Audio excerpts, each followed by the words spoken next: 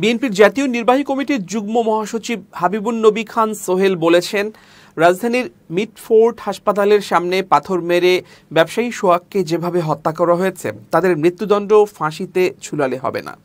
যেভাবে ইট দিয়ে তারা হত্যা করেছে সেভাবে তাদের ইট মেরে মৃত্যুদণ্ড কার্যকর করা উচিত। আর যে নেতারা তাদের দলে নিয়েছেন তাদের আগে বহিষ্কার করা উচিত। নেত্রকোনার কলমাকান্দা উপজেলার অডিটোরিয়াম হলরুমে উপজেলা বিএনপির দ্বিবার্ষিক সম্মেলনে এসব কথা বলেন তিনি। হাবিবুন নবী খান সোহেল বলেন, এখন আমাদের দিকে আঙুল তোলা হচ্ছে, সবাই তুলবে, এটাই স্বাভাবিক। জামাতে ইসলামীও আঙুল তুলছে।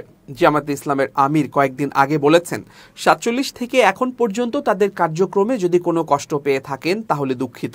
তিনি ক্ষমা চেয়েছেন। তাহলে ৪৭ থেকে এখন পর্যন্ত কেন? ৭১ বলতে কি লজ্জা লাগে? ৭১-এর কথা কি বলতে পারেন না? তিনি আরো বলেন, জামাতের আরেক নেতা বলেছেন ৭১ আর রাজাকারের কার্ড ব্যবহার করে কোনো সুবিধা করা যাবে না। আমরা কি ভুলে গেছি গ্রামের পর গ্রাম জ্বালিয়ে দেওয়া হয়েছিল? যারা হানাদার বাহিনীর সঙ্গে থেকেছে তাদের পরিচয় কি?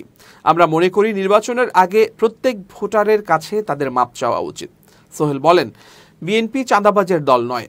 যারা এসব করে তারা দলের কেউ না। জিয়াউর রহমান আমাদের নেতা, আমরা তাকে নিয়ে গর্ব করি। দেশপ্রেম ও সততার পরীক্ষায় ১০০-তে ১০০ পাওয়া যায় না, কিন্তু জিয়াউর রহমানকে ৯৯ নম্বর দেয়া কোনো সুযোগ নেই। তাকে ১০০-তে ১০০ দিতে হবে। আমরা সেই নেতার দল করি।